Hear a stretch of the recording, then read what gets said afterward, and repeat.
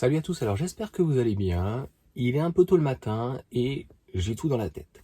On va parler donc pour le coup d'aldostérone parce que il a mis une vidéo, il était minuit. Bref, je faisais dodo. Donc je l'ai vu très rapidement ce matin, j'ai pas regardé la totalité.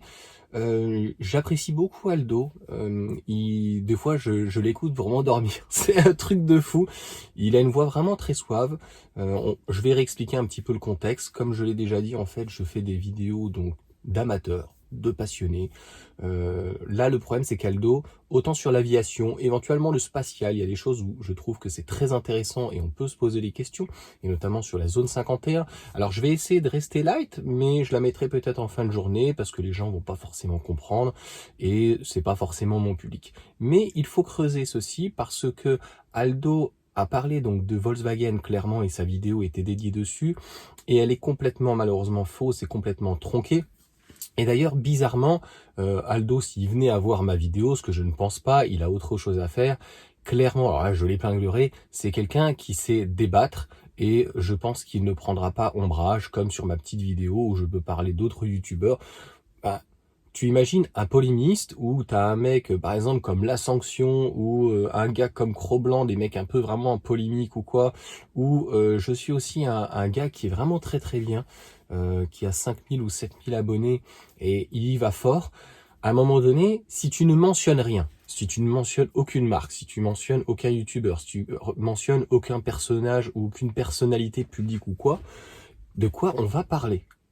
De rien. Donc là, c'est pas compliqué. Dans cette vidéo, nous allons parler donc de la vidéo notamment d'aldostérone. Je n'ai pas besoin de revenir par exemple sur la vidéo d'Alain qui a fait une vidéo sur Volkswagen. Je n'ai même pas non plus regardé la fin parce que j'abonde tout ce qu'il dit. Voilà, l'analyse est juste excellente, l'analyse est parfaite et en tout cas, mon avis est que je suis d'accord en tout cas avec son propos et c'est tout à fait cohérent. Sur Aldo, en fait, il mise sur ces 18 minutes de mémoire, je crois, ou de toute façon 10 ou 20 minutes, sur uniquement le fait, si Volkswagen en est là, c'est de la faute de l'Union européenne. Alors tout de suite un point qui est démontable par rapport à ça, je tiens à rappeler que les émissions de CO2, c'était une contrainte peut-être pour les constructeurs européens, mais qui étaient capables de le faire, ce qui n'était pas le cas pour les constructeurs chinois, mais même japonais. À la fin, le diesel, alors que les japonais, comme Toyota, le géraient plutôt bien, a entre guillemets sous-traité chez BMW.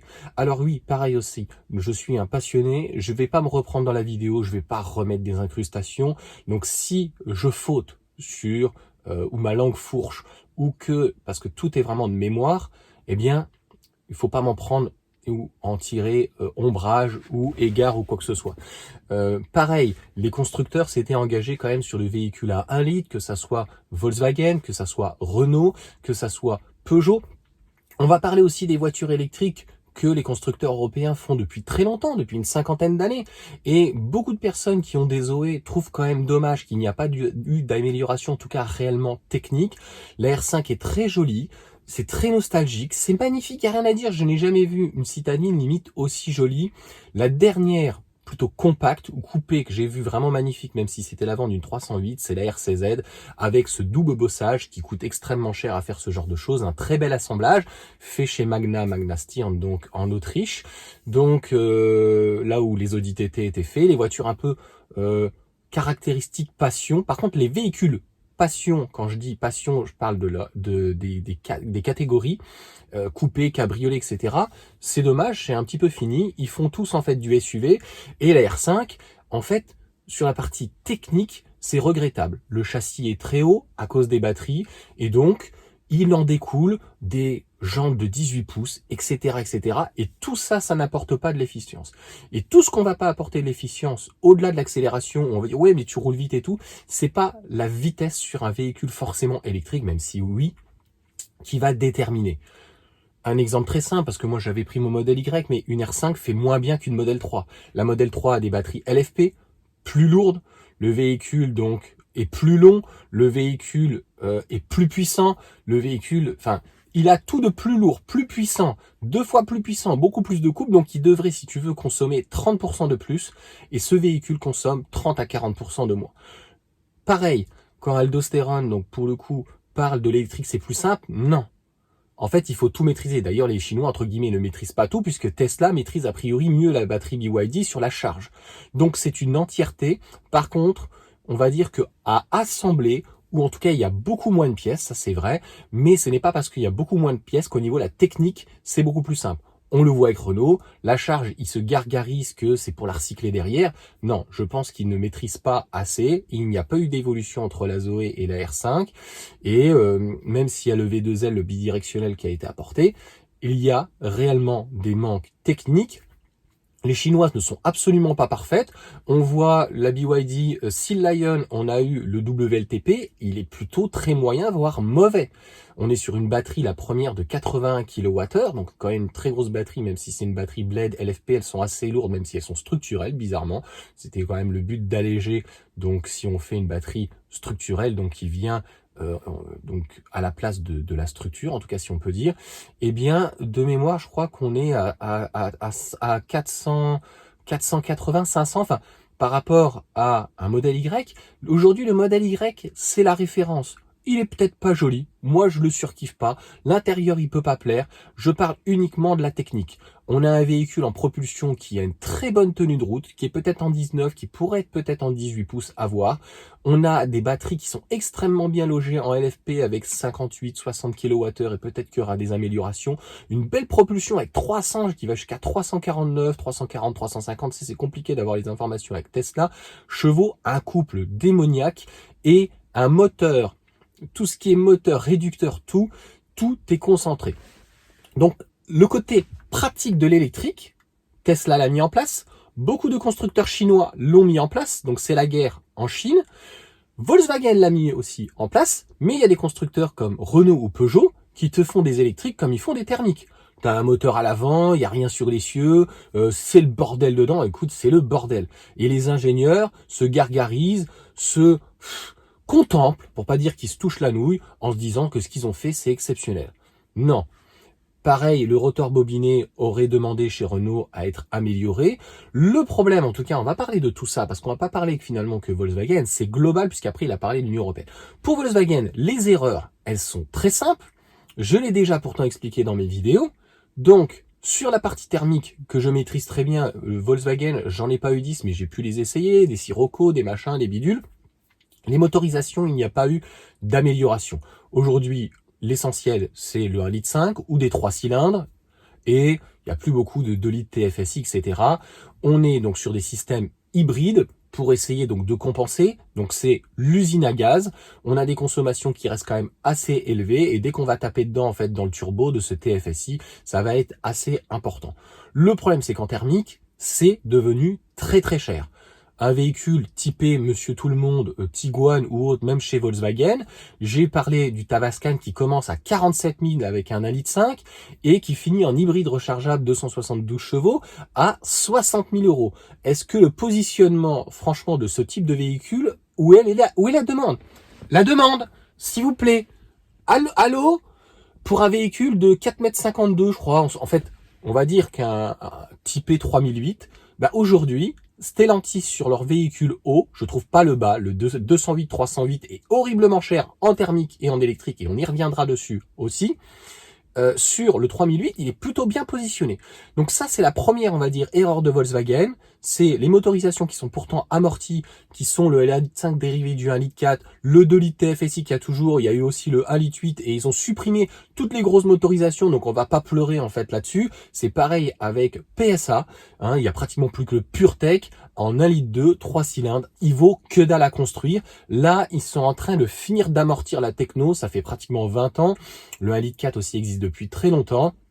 Et pareil, sur les boîtes DSG, que ça soit des multitroniques, des doubles embrayages, etc., etc., boîte 6, 7, 8, il n'y a pas de 9 ou 10 normalement, c'est plus qu'amorti. Autant pour Mercedes, c'est un peu plus compliqué, ils n'avaient pas de petite motorisation, donc 2 litres 2, ils ont été obligés d'aller piocher chez Renault un excellent moteur, le 1,5 litre DCI, et le 1,6 litre, si quelqu'un le sait, quelqu'un regarde la vidéo en totalité, je n'ai jamais su, donc qui était dans la classe C, qui était en 160 je crois, ou en 180, et aussi dans la SLK. Moi j'étais intéressé par ce moteur, il était assez intéressant, mieux en tout cas que les anciens 1,8 litre compresseurs en 163 et 184 qui étaient assez moyens, et après même c'est monté sur un 2 litres, mais on se rendait compte qu'au final, moi j'adore les véhicules comme ça, donc passion, j'avais regardé, quand tu commences à taper dedans dans un 1,8 litre compresseur ou un 2 litres ou autre, eh bien tu consommais pratiquement la même chose qu'un, entre guillemets, gros V6.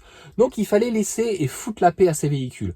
Oui, par contre, l'Union européenne se tire une balle dans le pied en voulant interdire. On aurait pu laisser le choix au client, parce que je peux te dire que le client, aujourd'hui, payer un véhicule à 40, 50, 60, 70 000, 80 000 euros, un Macan à 90 000, 100 000, quand le Cayenne a commencé en 2003, de mémoire, c'est en toute mémoire, peut-être 2001, mais 2003, il était à 56 000 euros. Aujourd'hui, à combien commence un Cayenne 90 000, 100 000, 110 000, est-ce que la technique a changé? Alors oui, il est peut-être un peu plus performant, mais il y avait quand même un 3 litres de V6. Aujourd'hui, oui, c'est peut-être un 3 litres TFSI, mais c'est plus qu'amorti, et Volkswagen a amorti toute sa gamme. Donc clairement, là, les clients, si on peut dire, ils les prennent réellement pour des pigeons. Enfin, il n'y a pas d'autre mot. Et sur la partie électrique, c'est horriblement moche. Moi, je suis pas un grand fan des Golf, mais j'aime beaucoup la Sirocco. Même à l'intérieur, elle est très jolie. Et là, ils ont voulu nous faire. Donc, c'est Volkswagen qui a fait tellement d'erreurs, c'est eux qui sont en faute. Donc, sur leur thermique, encore une fois, c'est beaucoup trop cher et pour monsieur tout le monde, ça devient inaccessible. Même une Golf, c'est 40 ou 50 000 euros. Sur la partie électrique, on voit bien qu'il y a eu des problèmes sur les planificateurs, les charges étaient assez moyennes, un bon châssis, une bonne base, et batterie, moteur, etc. Mais en recherche-développement qui a coûté beaucoup trop cher par rapport à son homologue chinois, donc SAIC, et donc MG, et ils ne sont pas concurrentiels en Chine, même s'ils fabriquent et qu'ils ont des usines en Chine, ils vont se faire dégager, et en Europe, ils risquent de se faire remplacer, parce que malheureusement, l'erreur de stratégie n'est pas bonne. Donc l'Union européenne, en fait, a fait que protéger son industrie en abaissant les normes de CO2 pour éviter que les Japonais, que les Chinois, même que les Américains puissent venir quand même, puisque finalement, je tiens à rappeler que des grosses Mustangs qui étaient pas trop chères à 50 000 euros faisaient concurrence à des grosses RS6. À un moment donné, faut arrêter de raconter n'importe quoi.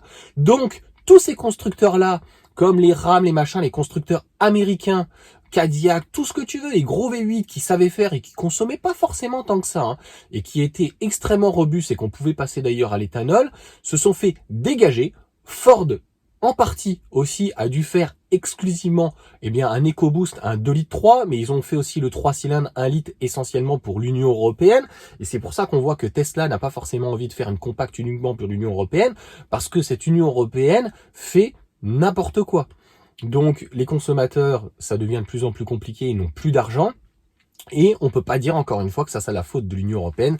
Elle a clairement protégé l'industrie donc européenne, allemande, française. L'Allemagne, Volkswagen, ou que ça soit de toute façon PSA anciennement, Stellantis en tout cas, et Renault ont énormément délocalisé. Renault a fabriqué en Espagne, en Algérie, c'était à Alger de mémoire. Stellantis, ils ont des usines en Pologne, en Espagne, et c'est pas mieux, c'est voire pire pour le groupe Volkswagen, qui a certes des usines en Belgique, en Allemagne, mais je crois qu'ils en ont pas en France ni en Angleterre ailleurs, ou si peut-être avec Bentley dans ces cas-là, mais c'est anecdotique. Clairement, toute la partie Est, Slovaquie, etc., parce que Skoda. Donc, on va arrêter de pleurer. Autant Renault est très bien positionné avec Dacia, et ils ne font pas des miracles. Aujourd'hui, une Dacia, c'est pratiquement entre 20 000 et 30 000 euros, sauf encore les anciennes Sandero qui commencent à 11 13 000 euros. Sans remise, sans rien, ils font pas de remise, donc c'est vraiment un prix au ras des pâquerettes. Ça prouve bien que le châssis, moteur, tout est amorti, et même qu'ils arrivent à sortir aujourd'hui des super designs. Sur le Jogger, il est très joli, la Sandero Stepway est très sympa, et le Duster est joli. Le Bigster, je trouve un peu moins joli, parce qu'on a l'impression de voir, en fait, ils ont rallongé, donc ça fait une cabine. Ça lui va en tout cas moins bien. Les feux à l'arrière sont un petit peu discutables, mais la stratégie, on voit, de Dacia est plutôt la bonne. À un moment donné, ça fait 10 ans que l'Union européenne leur dit, écoutez, maintenant, il faut passer à l'électrique parce que là, on peut plus vous aider sur le thermique, on vous a aidé avec des normes et tout, mais là, les Chinois arrivent sur des véhicules électriques, on est plutôt assez compétitif sur le kilowattheure de l'électricité, il va se stabiliser de toute façon et ça va se calmer. Faites quelque chose, bougez le fion. On vous file des aides, on vous refait du protectionnisme. De 1, notamment en France, où on n'a pas le droit normalement, ce n'est pas concurrentiel, mais on a réussi à bidouiller le fait que les constructeurs chinois, mais aussi américains, le Mach-E qui était plutôt un bon véhicule, mais d'autres véhicules électriques donc américains, mais aussi donc japonais. L'Aria, tu imagines aujourd'hui avec une remise à 33 000, si quelqu'un a un super bonus à 7 000 euros, il le touche à 26 000. À quel moment? Donc un modèle Y aujourd'hui, c'est 35 000. Je parle du modèle Y parce que je parle de ce que je connais. Mais je pourrais parler de plein d'autres véhicules, comme le Nissan Ariya, ou même le Scénic, ou d'autres. On est aux alentours pratiquement avec des aides à 30 000 euros. Ça ne passe pas. C'est la question qu'il faut se poser, pourquoi ça passe pas? Est-ce qu'il y a plus d'argent? Est-ce que c'est par méconnaissance? Est-ce qu'aussi, malheureusement, les médias, est-ce qu'ils sont à jouer un rôle de contre-feu pour pas qu'il y ait trop de monde qui passe aux véhicules électriques, parce qu'ils ont tellement cassé du sucre sur les médias. Et j'en ai parlé d'ailleurs, Taximomo, donc pour le coup, je dis Taximomo, je sais pas quel est son blaze réellement, parce que je ne vois que l'arrobase sur mon YouTube Studio, et je sais pas pourquoi, donc il est passé dans les spams, et c'est la personne donc que j'ai discuté un petit peu avec lui, que j'ai rencontré au superchargeur de Chartres, donc samedi, hier, et il m'avait vu mercredi quand je suis rentré. Et il va me dire, oui, j'ai vu ce taxi G7, je crois, j'ai pas fait moi je suis pas du tout physionomiste à la base. Après, quand je dois faire un effort, j'ai une mémoire plutôt sélective, je la fais, mais je suis pas du tout physionomiste. Les noms, les prénoms, quand j'avais des clients, je venais avec une fiche, je les répétais 20 fois parce que c'était une catastrophe, monsieur machin, parce que ça me paraît normal de dire bonjour monsieur machin, et d'être respectueux envers la personne, et de connaître, et de connaître la personne, ça s'appelle, à mon sens, le respect. Donc voilà en tout cas pour cette petite aparté. Donc, est-ce que c'est une question d'argent? Est-ce que c'est, comme je t'ai dit, une question donc politique, où on voit que la voiture électrique donc ne décolle pas. Donc l'année prochaine, on y va encore plus au forceps, c'est-à-dire qu'on n'a plus de budget. Hein, c'est-à-dire que aujourd'hui, la France a du budget à en crever pour la CAF, pour toute la sécu, pour la sécurité sociale, il n'y a plus de fric non plus. Les taxes foncières, ça augmente, tout explose et tout. Mais pour faire une réelle transition où on aurait pu mettre un paquet de véhicules à la casse, des poubelles, clairement des poubelles, qui ne passaient pas les normes ou quoi, et aider ces personnes-là avec un 2000, 4000, 5000, malheureusement ça aurait fait monter peut-être le prix des véhicules thermiques, mais tant pis, on ne peut pas tout avoir, et ben tant mieux, peut-être que ça aura fait baisser le véhicule électrique et les gens auraient réfléchi à un moment donné à 10 000 euros ce qu'ils pouvaient avoir. Donc on commence à avoir des véhicules largement en dessous de 10 000 euros. Ce qu'il faut comprendre, c'est que sur le véhicule, en tout cas électrique, il faut l'acheter en fonction de ses besoins. Ce n'était pas le cas avant. Un exemple très simple, je passe du coq à l'âne, mais une Twingo diesel, une 108 diesel. Non mais c'est pas du foutage de gueule, mais ça c'est la faute de la France. On a fait n'importe quoi, et on peut pas dire que l'Union européenne ait fait n'importe quoi.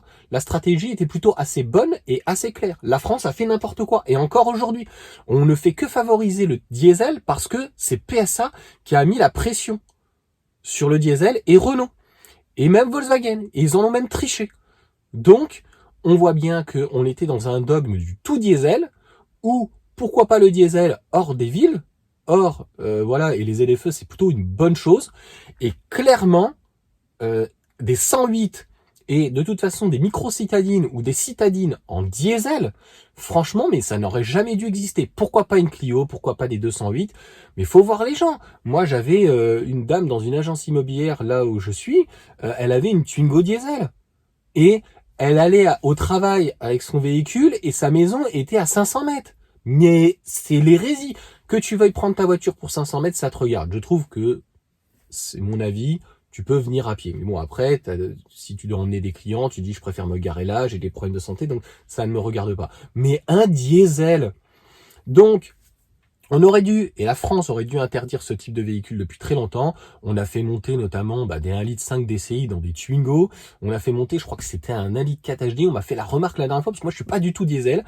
Et autant les diesels sont vraiment intéressants sur l'autoroute parce qu'ils consomment véritablement et beaucoup moins qu'un thermique, il y a les hybrides quand même qui peuvent être au final très intéressants, et tout ceci a été extrêmement mal expliqué. On a une population aussi française qui est extrêmement mal éduquée et qui n'y comprend rien et qui vient ramener sa fraîche, je le vois dans les commentaires, ça vole quand même pas très haut.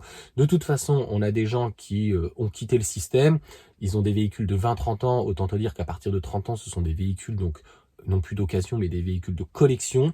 Et on ne roule pas logiquement tous les jours au quotidien avec un véhicule qui a 30 ou 40 ans, surtout quand tu es au diesel. Logiquement, tu dois être un minimum, un moyen gros rouleur, donc 30 000 km par an.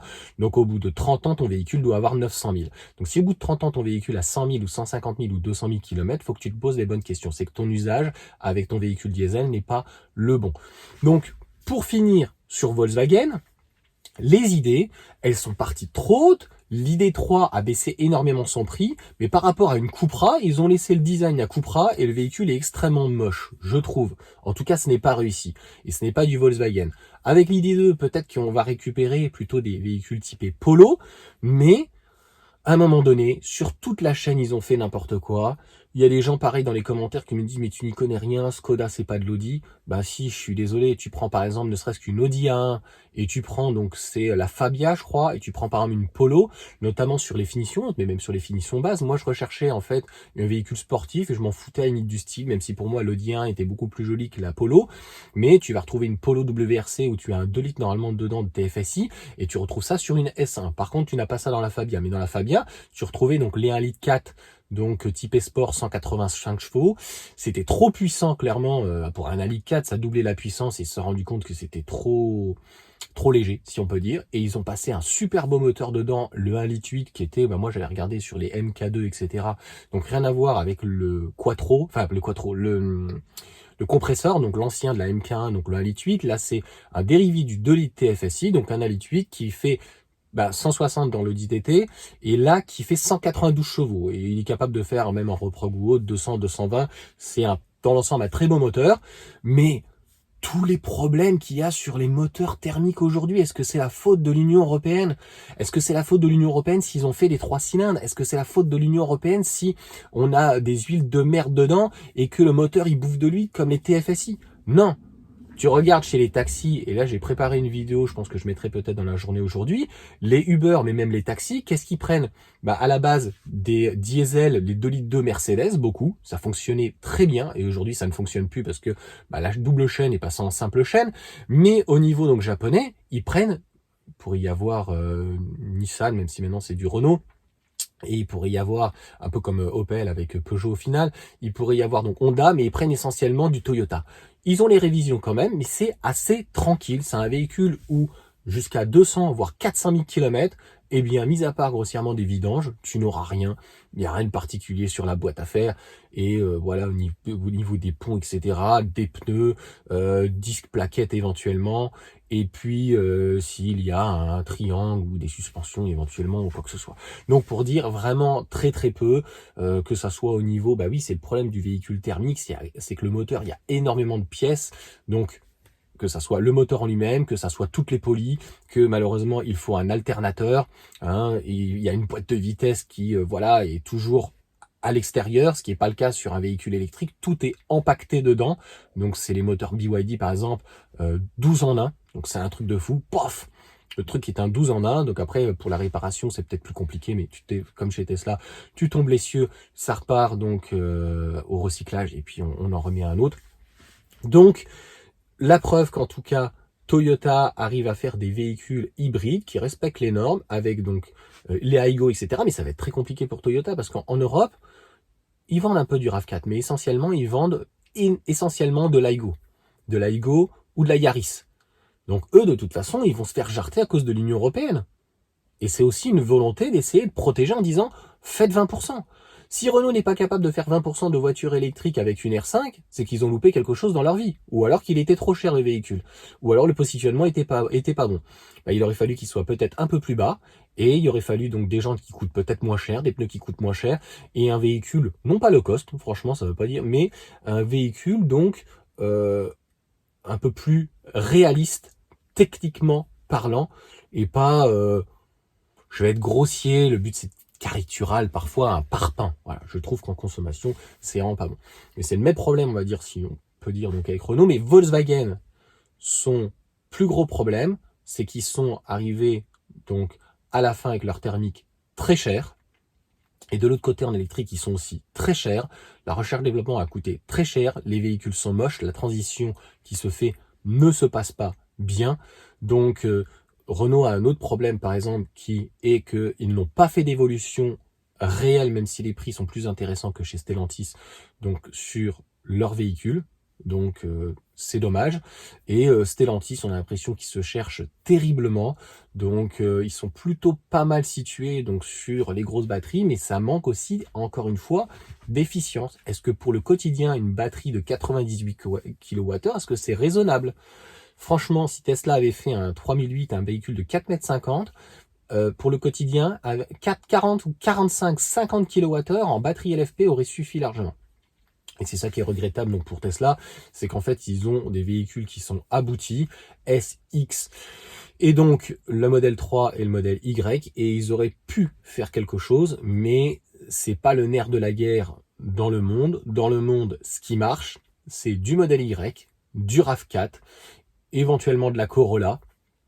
Donc, si tu veux faire du volume, faut faire des véhicules qui plaisent et des compacts, si on peut dire 4,30 m, 4,40 m, ça ne marche pas. C'est d'ailleurs pour ça que BYD arrivera, mis à part la Dolphin et la Tau 3, avec une compacte de 4,63 m, parce que ça répondra finalement plus à leur marché. C'est pratiquement finalement une berline, et chez nous, c'est clairement une berline, 4,63 m, avec des prix donc très agressifs. Donc là, c'est pas que Volkswagen, mais pour nos constructeurs européens, soit à un moment donné, ils se réveillent, soit ils coulent. Maintenant, je trouve que Stellantis et Renault, pareil, par mes connaissances, aldostérone n'est pas bon dessus. Il y a un très bon partenariat avec Stellantis et ACC, je trouve que c'est très intéressant. Vector, si je prononce bien, parce que je ne sais pas pourquoi, j'ai toujours envie de l'appeler Vercor, ou je sais pas quoi, alors que c'est pas du tout le Vercor, mais donc Vector, mais il y a de toute façon au-delà d'ACC, Vector, il y a 3 ou 4 entreprises, usines, fabriques donc de batteries. En fait, ce qui nous manque, c'est du lithium. En tout cas, d'ouvrir des mines, puisqu'on en a. Pourquoi on le fait pas? C'est ce qu'on peut reprocher à l'Union européenne, cette Union européenne un petit peu woke, qui décide la transition écologique sur la voiture électrique, mais on ouvre... Et la voiture électrique, c'est du lithium aujourd'hui. Alors peut-être que on aura trouvé la solution avec le sodium. C'est des partenariats avec le Maroc pour le phosphate. Et même Renault s'est remis en question et s'est dit il faut qu'on fasse des batteries LFP. C'est pas ce qui a le mieux aujourd'hui, mais c'est ce qui coûte le moins cher, c'est ceux qui ont le plus de cycles. Et donc sur une petite batterie, en fait, on va compenser le nombre de cycles comme ça. Même si on a 200 km donc réel d'autonomie, avec même 3000 cycles à l'extrême, eh bien ça fait quand même 600 000 km. Alors que sur une batterie, les anciennes Zoé, où tu faisais, mettons, 100 km, avec une NMC donc de 1500 cycles, et je suis gentil, tu vas pas dépasser les 150, peut-être 180. En tout cas, si tu les dépasses, ce que les gens ne comprennent pas, la batterie fonctionnera peut-être toujours ou aura eu besoin d'être réparée, mais c'est la dégradation qui sera, entre guillemets, telle que l'usage du véhicule sera extrêmement restreint. On va passer au départ les Zoé, c'est vrai qu'il y a eu une belle évolution, mais entre la transition, la dernière Zoé et la R5, techniquement, il n'y a pas eu de grosse évolution. Donc c'est vrai qu'il y a eu d'évolution sur la Zoé, puisque moi j'avais un voisin, je voyais, le gars il rechargeait tous les soirs, t'imagines, elle était donnée, c'était Zoé 200 je crois. Donc les anciens WLTP te donnaient 200 km alors que le véhicule faisait entre 80 et 120. Je caricature encore, peut-être que tu peux faire 140, 160, mais c'est pour montrer, je préfère minimiser et donner des informations qui sont, non pas biaisées, pires, que de te dire, écoute, c'est génial, avec la R5, tu vas pouvoir faire. C'est la réponse que j'ai eue, par exemple, de simplement Julien qui m'a donné.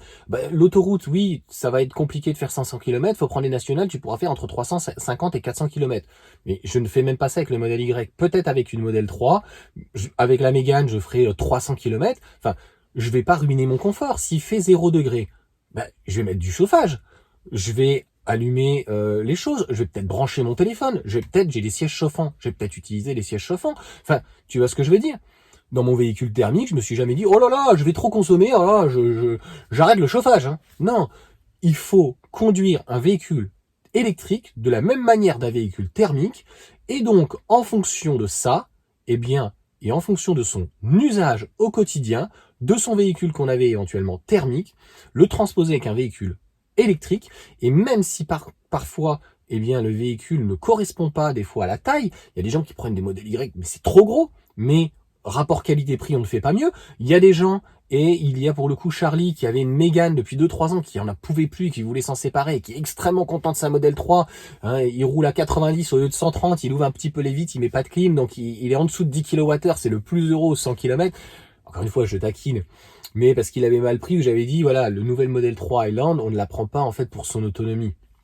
Puisqu'on se rend compte que pour faire une meilleure autonomie, Tesla a pris des pneus Ipremacy sur un véhicule qui fait 300 chevaux. Dans ces cas-là, il fallait peut-être revoir la puissance, trouver une autre solution, fallait peut-être, au lieu d'avoir du 17, proposer donc non du 18, proposer peut-être du 17 ou du 16, peut-être quelque chose de disgracieux, mais je pense qu'il y a réellement des personnes qui recherchent une efficience et plus de kilomètres, et comme les BMW où les premières jantes de base sont pas folles, et bien voilà. Et mais c'est pareil donc pour tous les constructeurs.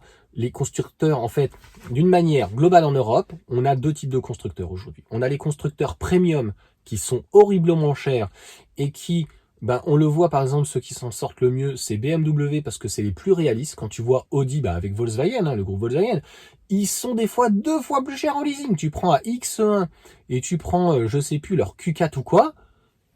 Mais c'est pas possible. Voilà. Le problème de BMW, c'est que leurs véhicules électriques, ce ne sont pas des vrais véhicules électriques. Il y a encore un pont central, etc. comme Audi, donc c'est pas bon. Nos constructeurs, donc on va dire généralistes, que ça soit certains chez Stellantis et certains chez Renault, il y a des améliorations, ce sont de vraies structures, si on peut dire, donc électriques, un peu comme le groupe Volkswagen, mais c'est pas allé jusqu'au bout. Donc est-ce que ça aurait coûté trop cher? Parce que, encore une fois, il n'y a pas aujourd'hui, à mon sens, un véhicule, mis à part la IC3 en low cost, mais on n'a pas un killer, on n'a pas un véhicule. En fait, ce que vont faire les constructeurs chinois, ils le font déjà, mais en fait, aucun constructeur européen l'a fait. C'est-à-dire un véhicule, une compacte. Alors je suis désolé, mais quand tu as des familles et tout, un mini, un typé un peu SUV ou un petit peu haut, pourquoi pas, qui peut pas forcément consommer plus, même si c'était une berline. Un véhicule de 4,40 m, 4,35 m, 4,40 m, 4,45 m, une petite propulsion, traction, en tout cas, libérer énormément de place avec un moteur sur l'essieu, avec un frunk à l'avant ou quoi que ce soit, eh bien, tout ça est dans les 30 000 euros, sans bonus, arrêtez avec le bonus, arrêtez avec tout ça, on n'a pas.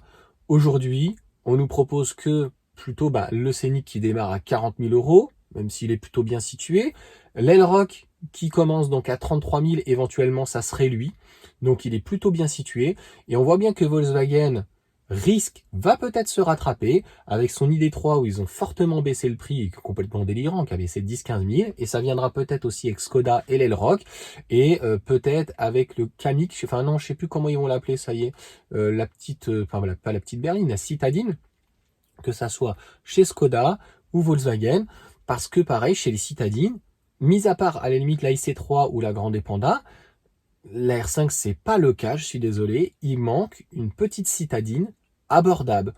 Comme il manque une Tesla abordable aux alentours des 30 000 euros, il manque une citadine abordable à 20 000 euros qui fasse la jonction entre grossièrement une Clio, puisqu'on parle de Renault, qui est aux alentours des 20 000 euros. Je ne parlerai pas de Dacia, je te l'ai dit, c'est plutôt 13 000 euros, mais même une 208 ou autre, et une électrique.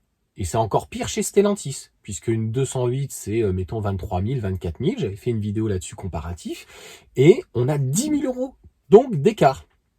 Et ça, c'est pas possible aujourd'hui. Donc, on voit bien que de toute façon, l'année prochaine, les constructeurs n'auront pas le choix d'augmenter les prix de leur thermique pour donc réduire le nombre de clientèle.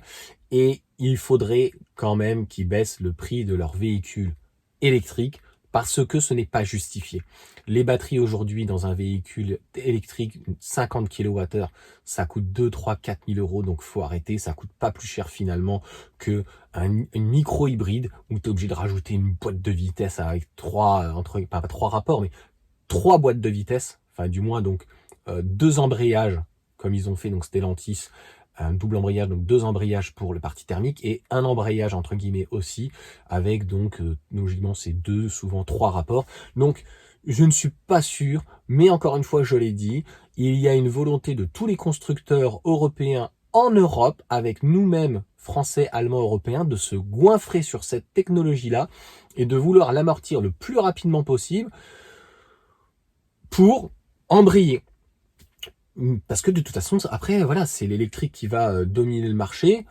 Le thermique restera aux pays donc émergents, partie de l'Afrique, partie de l'Amérique du Sud, peut-être aux États-Unis parce que voilà, pétrodollar, hein, et on est toujours sur une hégémonie américaine avec le dollar, et c'est aussi le monde qui change. Aldostérone en parle, de passer d'un monde unipolaire à un monde multipolaire, et donc ça passe peut-être par une monnaie mondiale qui est aujourd'hui le dollar, mais qui est chahutée par l'Iran, la Turquie, la Russie, la Chine, peut-être l'Inde, les BRICS, le Brésil, peut-être même l'Algérie ou autre, et d'avoir en fait un monde plutôt multipolaire, mais ça c'est un autre problème, c'est encore une fois de la politique, et je citerai notre cher Jacques Attali notamment, qui disait une monnaie mondiale avec une capitale mondiale comme Jérusalem, ça serait magnifique. Il nous a balancé quand même des beaux dos. C'est pareil, c'est dommage, quand t'as des politiques comme ça, hein, des gens qui ont vu 3, 4, 5 présidents pendant 50 ans, et qui ont, et c'est une chance je trouve, qui t'ont balancé des petites phrases par cupidité, ou par... comment dire, parce qu'en gros, par orgueil, c'est exceptionnel, faut les laisser faire. Et là, c'est encore au niveau donc des ingénieurs et des constructeurs européens, que ça soit Volkswagen, que ça soit surtout aussi Stellantis et que ça soit donc Renault, les ingénieurs, entre guillemets, tout ce qui est électrique, batterie, etc., c'est l'ego, l'orgueil. On leur dit, vous êtes les meilleurs. Qu'est-ce que tu veux que je te dise? Ma femme a bac+6, elle a fait HEC, on leur a bourré le crâne en disant vous êtes les meilleurs, vous êtes les meilleurs, vous êtes les meilleurs. Donc à la fin, t'y crois. Donc soit il y en a qui se réveillent et qui se disent je sais pas si on est les meilleurs, on n'est pas mauvais, mais bon, voilà. Là, est-ce qu'on est en fait les meilleurs en véhicule thermique? Très certainement, et encore une fois, grâce à l'Union européenne, en fait, on a été protégé donc par ces normes de CO2, donc ils ont fait du protectionnisme. Je rentrerai pas là-dedans dans le réchauffement climatique ou ce genre de choses ou quoi. C'est pas que ça ne m'intéresse pas, mais va falloir des choses en fait beaucoup plus tangibles. Les choses d'ailleurs, donc sur le thermique, on est vraiment très bien pour finir. Donc ma phrase sur l'électrique, on est largué. Et par contre, en termes environnementaux, mais pareil, il y a des gens énormément de gauche, il y a une nana là, je sais plus comment elle s'appelle, qui te dit ah non mais si on a que des voitures électriques, au bout de 20 ans on n'aura pas assez de mines et ça va, alors que c'est pas Jean Covici, mais c'est une autre nana qui a l'air d'être crédible. Moi je ne sais pas, ce qu'elle dit, ça ne me parle pas, c'est pas concret. Ce qui est concret, c'est que dans des grandes villes, aujourd'hui, un véhicule électrique, il suffit juste que t'aies pas un casque, des lunettes et que tu regardes le ciel ou ta tête ou tes pieds, ça ne fait pas de bruit ou très peu de bruit. Donc c'est beaucoup mieux pour les habitants qui habitent dans ces villes-là. On respire mieux, ça c'est indéniable. On va avoir beaucoup moins de plaquettes et beaucoup moins de disques puisqu'en fait on va adapter sa vitesse et grâce à la régénération en fait, eh bien on va émettre beaucoup moins de toutes ces fines particules, ça sera beaucoup mieux, et on le voit quand on est en bord de mer, ou même quand on peut aller sur Paris et qu'on est vers Montparnasse, là, enfin, sur les hauteurs, etc. On voit donc ce liseré un peu rouge, surtout vert, un peu vert, et toutes ces hydrocarbures, etc. Donc, d'un point de vue environnemental, l'électrique, ça va beaucoup mieux. La question, oui, qu'on peut se poser aujourd'hui, c'est le moteur, tout ce qui est sur le véhicule électrique, c'est l'aimant d'avoir donc des métaux rares. Est-ce qu'on passe à un rotor bobiné? Il y a aussi le fait d'avoir énormément donc de cuivre et d'autres, donc beaucoup de métaux qui ne sont pas forcément rares, mais qui peuvent être entre guillemets stratégiques ou en tension. Donc on peut se poser la question. Et aujourd'hui, même si on faisait des batteries sans nickel, sinon manganèse, cobalt, qui peuvent poser un problème, au Congo ou ailleurs, est-ce que des batteries LFP, phosphate oui, fer, je ne sais pas, et est-ce qu'on le remplace à terme le lithium par le sodium qui serait plus facile et moins coûteux? Donc je pense que c'est ça plutôt la transition, donc de passer sur des batteries qui en termes d'environnement aujourd'hui ne sont pas terribles. Maintenant, je suis pas là en fait à faire de la démagogie, je suis pas là à dire est-ce que c'est bien ou c'est pas bien. Je suis pas sûr que le pétrole, j'en ai déjà parlé, de l'extraire. Donc en fait, on l'extrait avec un produit chimique. Une fois que le puits est fini, on vient logiquement le boucher avec des produits chimiques. Il n'est pas, je sais pas pourquoi, il n'est pas raffiné sur place ou quoi, l'Arabie Saoudite ou ailleurs. Hein. Moi, je vais te raconter encore un petit peu ma vie. Donc mon beau-père, je sais pas s'il regardera la vidéo. Alors il n'a pas construit tout seul, mais il est allé donc sur le chantier. Donc à l'époque, je sais plus comment il s'appelait. Donc en Arabie Saoudite, alors maintenant on est très copains avec le Qatar et toutes ces merdes, etc. Mais on était très copains avec l'Arabie Saoudite, hein, notamment pour le pétrole. Et c'est les Français en partie qui sont allés donc construire le palais donc en Arabie Saoudite. C'est dans les années 70, hein, 80, hein, dans les années 70 je crois. Hein.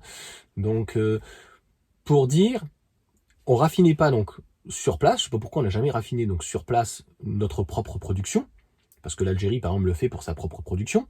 Donc c'est pour ça aussi, non pas que qu'on était en Algérie pour ça, hein. Enfin voilà, je suis pas rentré dans ce genre de débat pareil, hein, c'était le foutoir en Méditerranée, et c'est remonté jusqu'aux Vikings, hein. Si tu connais pas l'histoire, à un moment donné, voilà, le commerce, quand t'as des pirates, et ça existe encore aujourd'hui, des Détroit de Suez ou quoi, bah à un moment donné, t'as la démocratie qui arrive. Une fois, deux fois, comme là, on en a marre. Vous venez de couler encore un bateau, même déjà il y a 200-300 ans. Vous nous faites chier. On va venir vous péter la gueule. On va mettre un truc, un point machin, on va mettre un poids relais et un petit comptoir et vous arrêtez de nous faire chier. Ouais, voilà, c'est marrant l'histoire. Ça n'a pas changé. Donc, on l'a vu ce que ça a donné avec des trucs comme l'Erika, mais aussi aux États-Unis. Je crois que je sais plus c'était où bien sûr en plus c'était pire, si on peut dire, c'est-à-dire que nous, l'Erika, ça s'est échoué donc sur des rochers. Là, ça a touché la faune et la flore. Là, en plus, il y avait beaucoup de roseaux là en Californie ou Floride, je sais plus où c'était. Donc, en gros, tout le pétrole brut s'est déversé. Alors, en plus, c'est 100%.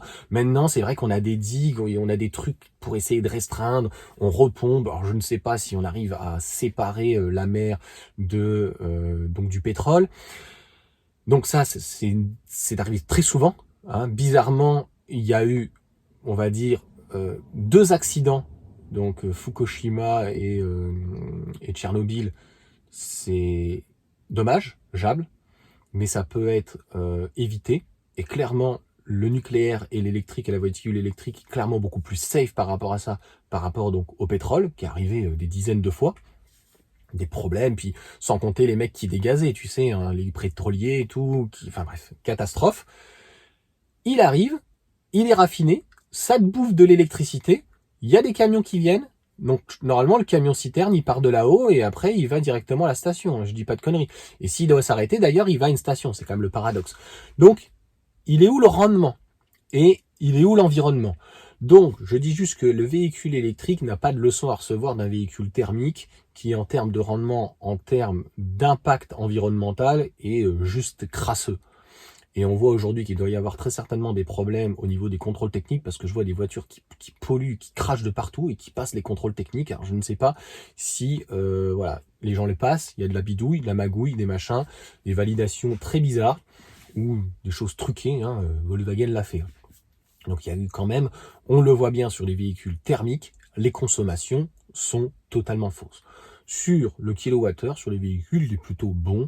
C'est la grosse faille, si on peut dire, du véhicule électrique, c'est qu'il consomme fortement à haute vitesse.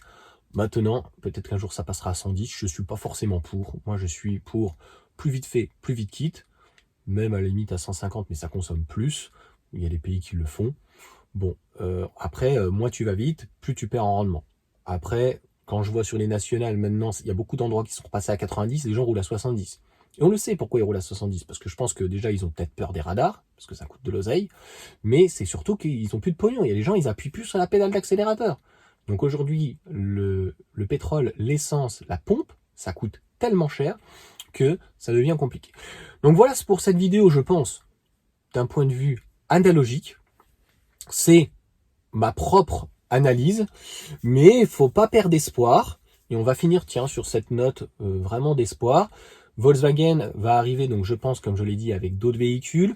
Mercedes, donc, arrive avec sa CLA et donc avec la CLA à la base, enfin, c'est la classe A et donc c'était une compacte. Sauf que la CLA arrive normalement à 4,60 m, donc en fait, c'est plutôt un châssis court qui va être rallongé et donc plutôt typé berline à un prix, on l'espère, acceptable. Ça restera du Mercedes, donc je pense qu'on va être plutôt aux alentours des 40 000, peut-être moins, mais bon. Mercedes aussi, c'est très très cher. Hein. Tu vois, aujourd'hui, je t'ai fait la vidéo sur un diesel. Un GLC, c'est 60 000 euros. Une classe E, c'est 60 000 euros pour un prix de départ. Le moins cher pour une classe E, c'est 60 000. Avant, ça devait être peut-être 30 000, 35 000. Enfin, tu imagines combien, même en occasion, tu vas pouvoir mettre 20 ou 30 000 en occasion là-dessus. Donc, Mercedes là-dessus. Il y a BMW avec la Neue Klasse. Et l'autre prototype là qui est, je trouve, très intéressant. Donc ils arrivent en tout cas avec des nouvelles plateformes. Donc c'est assez prometteur avec, pour certains, parfois leur propre batterie. Encore une fois, on fait pas de miracle. Hein. On n'a pas de lithium.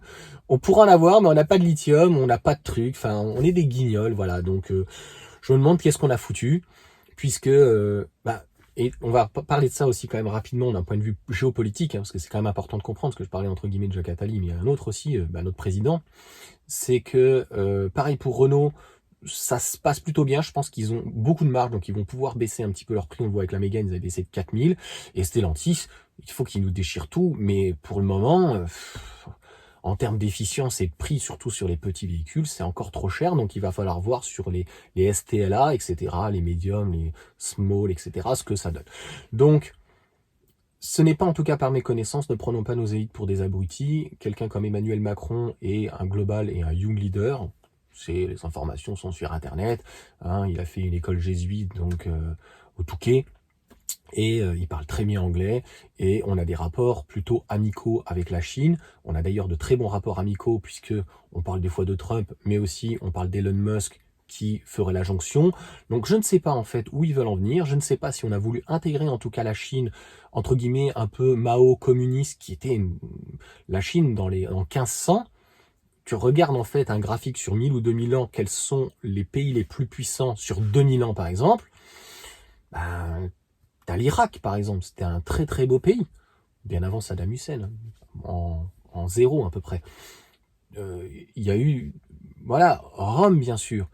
Il y a eu donc, comment il s'appelait? Enfin, au niveau français, ça y est, je sais plus.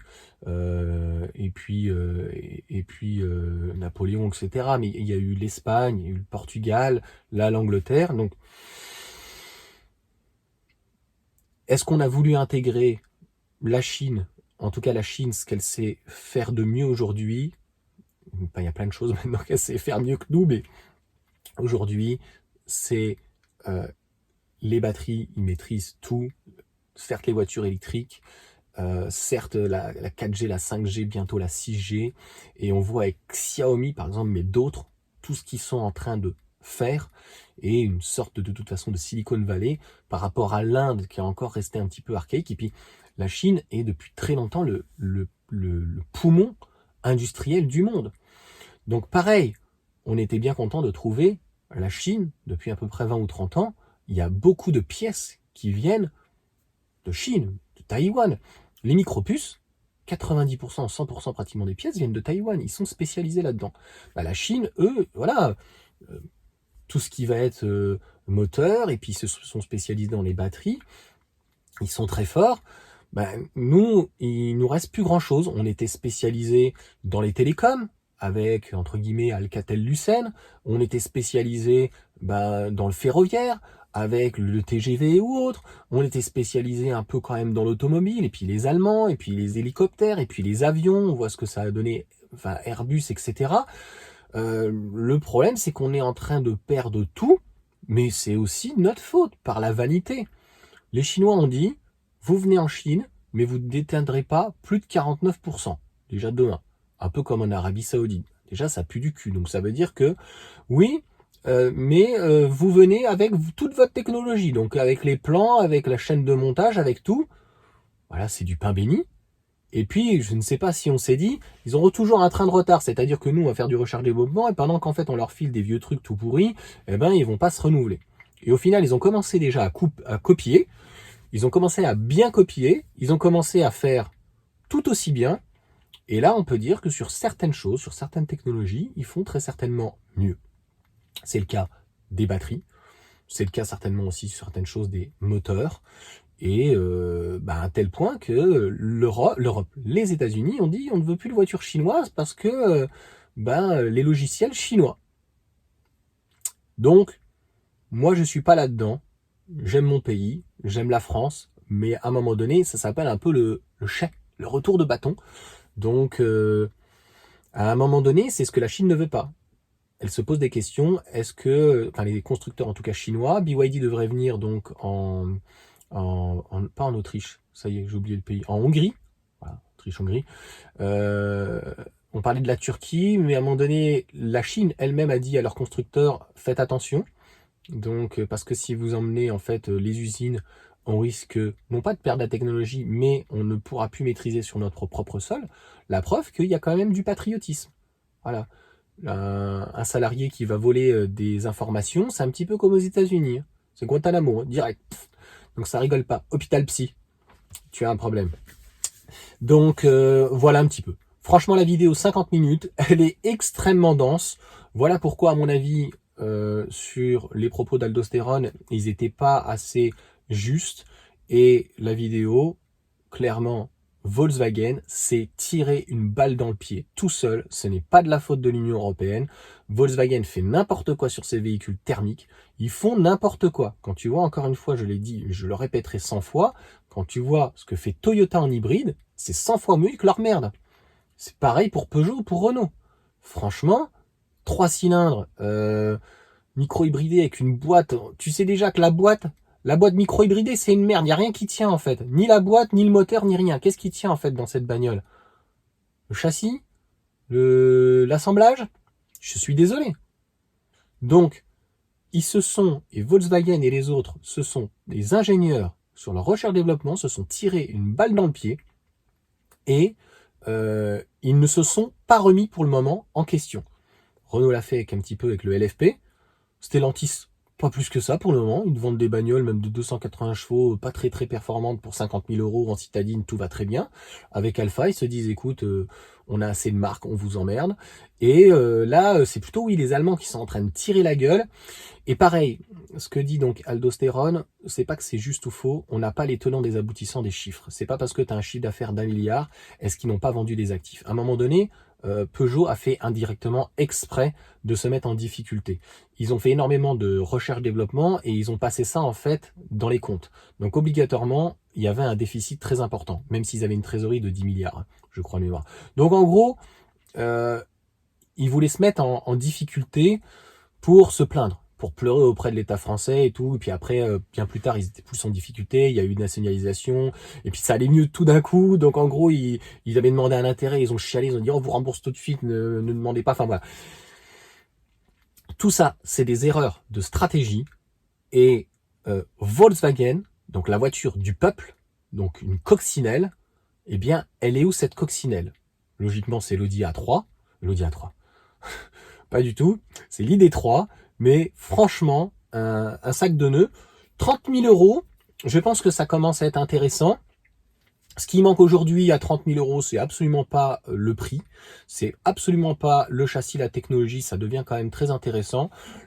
L'intérieur est plutôt assez moche, mais bon, il y a des améliorations à faire et je pense que sur une électrique, il faut faire quelque chose de beaucoup plus simple, vraiment, pour réduire les coûts.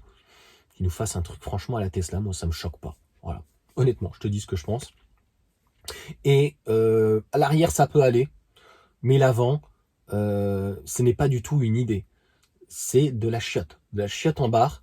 Honnêtement, ID3, ID4, l'ID5 a un style. ID7, elle est belle, elle est longue, mais tu regardes juste la face avant, leur Silver Frame, ce qu'ils avaient fait donc avec Audi. Même Audi s'est perdu. Maintenant, ils font des calandres toutes découpées et tout. Mercedes reste très joli en style.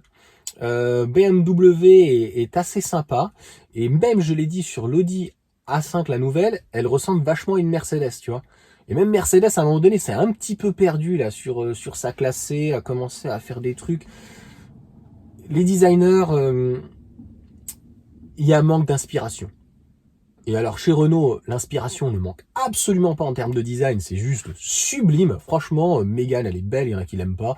Scénic, R5, la R4, franchement c'est très très joli. Intérieur c'est plutôt réussi, mais l'extérieur est extrêmement réussi. Mais pour moi, il faudrait une fusion, que ce soit la Mégane ou autre, il faudrait une fusion entre la techno de Volkswagen et le style par exemple de Renault. Là franchement on aurait quelque chose de plus abouti, ça c'est certain. Pour le moment, on n'a pas. Ceux qui font le mieux, et c'est pour ça qu'ils réussissent en Europe, c'est BMW, qui a gardé son style BMW en encore plus baroudeur, et une techno qu'ils arrivent à intégrer en électrique, et finalement qui est pratiquement au même prix que le thermique, et au final ils s'en sortent très très bien et ils vendent plutôt bien. On voit l'i4 est très très joli, et la iX1 est jolie. Par contre là se sont plantés sur la X3, qu'elles sont en hybride ou quoi, et encore une fois technologiquement parlant c'est pas compliqué à comprendre, mais on peut pas être au four au moulin. À un moment donné, ils auraient dû prendre des décisions. C'est ce que Renault a fait et on verra. Pour le moment, on n'a pas le résultat. Mais qui avait raison entre des sociétés comme BMW ou Stellantis, donc de faire du multi-énergie, ou Volkswagen, qui fait donc, on voit bien, des marques séparées, et Renault. Pour le moment, Volkswagen, c'est pas bon. Mais a priori, c'est plutôt essentiellement le style, puisque maintenant le prix a quand même pas mal baissé. Je pense que c'est parfois le style qui ne passe pas, peut-être les charges, un petit peu de tout, tu vois. Tous ces un petit peu de tout font que pour le moment, ça ne passe pas et les gens préfèrent acheter certainement une Golf ou quoi. Donc ça manque peut-être de volume alors que la trouve plutôt bien. Même chez MG, hein, je comprends pas la MG4 pourquoi ça passe pas. Et de l'autre côté, donc Renault, est-ce que franchement c'est la bonne décision? Moi je m'inquiète pour Renault l'année prochaine, qui va être fragilisé par rapport à cette nouvelle norme à 20% par rapport à Dacia, comme je l'ai dit. Donc c'est pas compliqué à comprendre. Donc, et 20% en 2025, c'était tout à fait réalisable. Je pense qu'on aurait dû être à 50%. On voit bien que les aides ne servent à rien et les arguments aujourd'hui entre guillemets des anti-VE, c'est de dire, je le vois dans les commentaires, ouais mais de toute façon s'il n'y avait pas d'aide, ça se vendrait pas, vous ne l'auriez pas acheté. C'est faux ce que tu dis. Aujourd'hui, le modèle Y, je l'ai déjà dit, est à 41 000. Je pense qu'ils auraient même baissé le prix à 39,40. Et au final, je l'ai payé 40 et je l'aurais acheté de toute manière. Donc en fait, le bonus n'a servi à rien. C'est surtout qu'aujourd'hui, le bonus ne sert à rien. Aujourd'hui, les constructeurs, en fait, se contemplent dans cette facilité, dans l'assistanat, comme notre pays d'assister. Dans l'assistanat, bon alors la S5, on la met à combien? Bah non, on va pas la mettre à 22 000. Il y a combien de bonus? 4 000. Ok, bon, prix de départ, là, pour le moment, elle est à 27 000. Ok, avec une petite batterie et 120 chevaux. Pourquoi s'emmerder? On aurait pu mettre 150, mais bon, il faut qu'on caractérise, il faut caractériser. C'est ce qu'ils font entre guillemets au technocentre et dans leurs ruches et partout. Voilà, il y a le petit ouvrier, il y a R+1, il y a R+2, le petit ouvrier peut pas parler R+2 ou R+3, il faut que ça passe par R+2, et puis si t'es plus compétent que lui et tout. Ça, Aldostérone par contre, il est très bon là-dedans, il a un très bon backup en fait des relations en entreprise, et c'est plutôt bien. Par contre, j'arrive à 1 heure, on va s'arrêter là. Volkswagen, et s'il y a des constructeurs en fait qui coulent, ou s'il y a des groupes qui sont obligés de vendre donc des marques à des Chinois, ou si de toute façon Volkswagen est obligé et donc la ferme 3 usines, c'est uniquement de leur faute parce que les idées, franchement, clairement, c'était pas la bonne. Allez sur ce, ciao à tous.